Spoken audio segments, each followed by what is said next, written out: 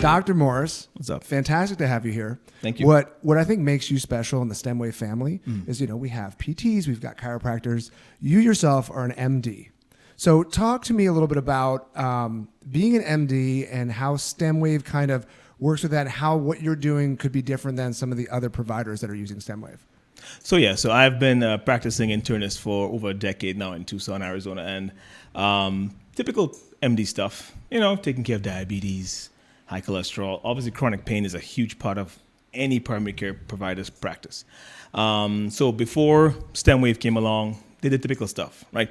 Someone has an issue or a pain issue or joint issue, whatever it is, evaluate history and physical, see where that takes you. Then you get other modalities in place that if they're needed. So based on the nature of the injury, there's imaging, there's physical therapy and rehab that's done. And of course, everyone knows there's a drug to prescribe. So, we do lean a lot on pharmacotherapy in my line of work as an internist. So that's kind of the basis. And now those who are pretty advanced in their, like say, joint injury or pain journey, then we obviously get consultations done, whether it's with pain management or with orthopedic specialists, whatever, surgeons, whatever needs to be done. So that's kind of how you typically handle this thing, any kind of chronic joint or pain issue in the regular, traditional medical model that I'm in. Right, so you're doing all the traditional stuff that your doctors are doing before. Yeah. StemWave comes along. Yep.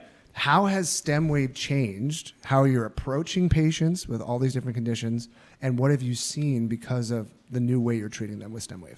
So the addition of StemWave to my practice has just kind of given me a whole host of new ways to look at how you treat, or a much more broader vision, or like glasses to see how I can treat someone. It's a beautiful adjunct I've seen in my practice. I mean, even personally, I've used the machine on my own self. So I've a knee issue which I've had for a little over 3 years. It's a meniscal injury. Then I also have a shoulder injury which initially began back in med school, lifting heavy weights in the gym.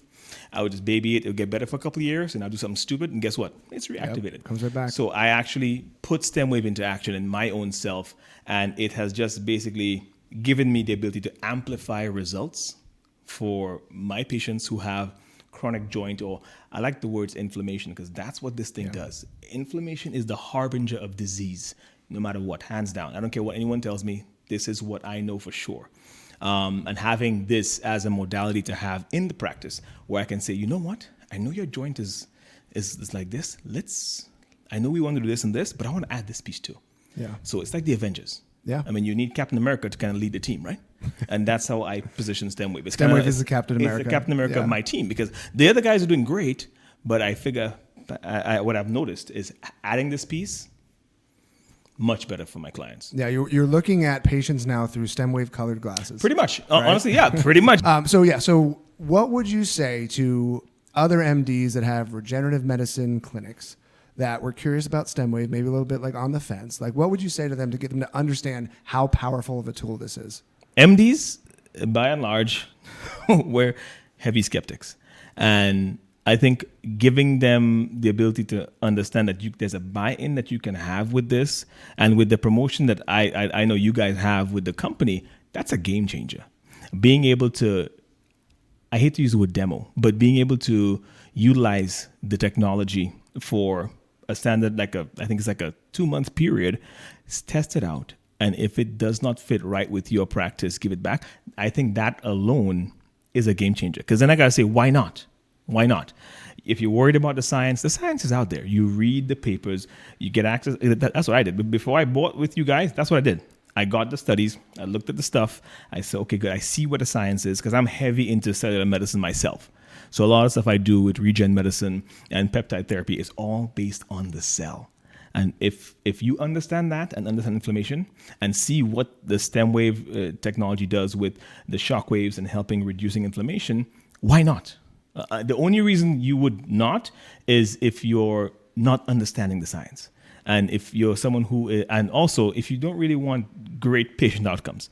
If you want that, I don't see a reason why anyone would say no. But as an MD, I know my cohort. They're not typically the go-getters. And that's a problem because patients are suffering despite us doing what we're doing. And we know that.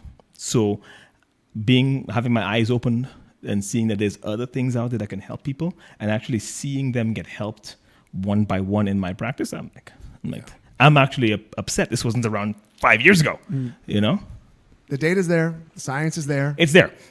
It's just taking the chance and understanding that it's always good to be learning. You have to have a blue vase mindset or a blue vase mentality, which is, you problem solve, you figure it out, you search for things to make people's lives better in medicine. That's what we do. We're scientists.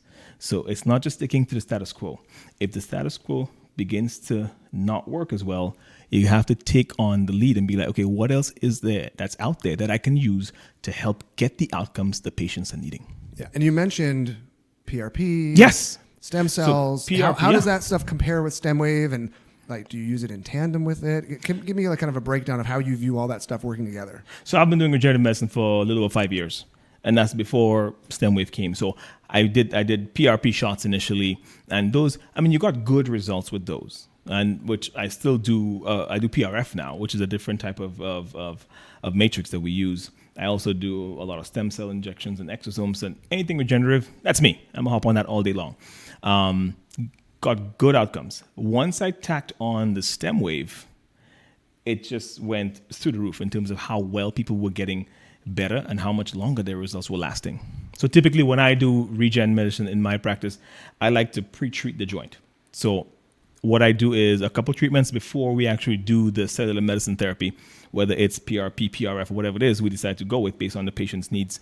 And then after 2 or 3 treatments, we get them in, get the procedure done, and then we continue the rest of the protocol that I've built for that particular client.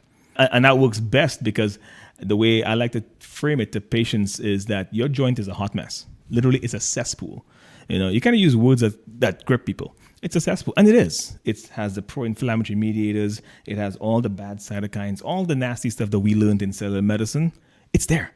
And to put the gem that is your regenerative medicine mixture, whether it's PRF, PRP, to put that gold in a joint that's just on fire, you're doing yourself a huge disservice. Yeah. But prepping the joint by calming down that inflammation, calming down that fire, getting your body to increase blood flow to the area, and then putting in the good stuff, you see better bang for buck.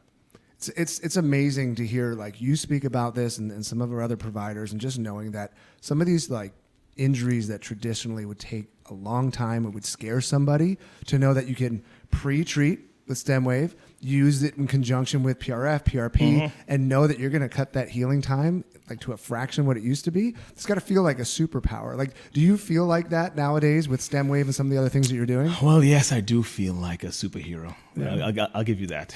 I'm kidding. But yeah, no, it does. It's not a superpower per se. It validates more of what you're doing.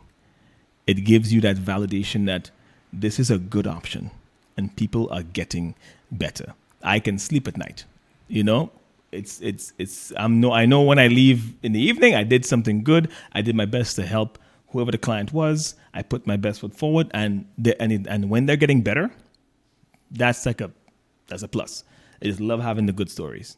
It's good. So having the StemWave be part of the regenerative medicine has been a game changer, not only for joints, but using it for soft tissue injuries too. Whether it's ligament strains or even some small tears in certain other soft tissues in the joints, game changer. And muscle too. So it's just the ability for the shockwave to help reduce inflammation, increase blood flow, and activate your own healing factors. That alone is reason enough where anyone who has any kind of orthopedic-based background, or even not a primary care background, if you're dealing with someone who has a soft tissue injury and a degenerative injury in the joint, combination or just separately, why not? Why not get StemWave? It's going to help. What can it do? Really? It can't lower taxes. That's the only problem. Yeah. It cannot lower taxes. If you guys can get StemWave to lower taxes, then I'll vote for it for president. StemWave for president. We've got our engineers working around the clock. They're very smart. StemWave for president. That's what I'm saying. And I will make that banner. Vote for STEMI. We vote for StemWave every day. Vote for STEMI. Awesome.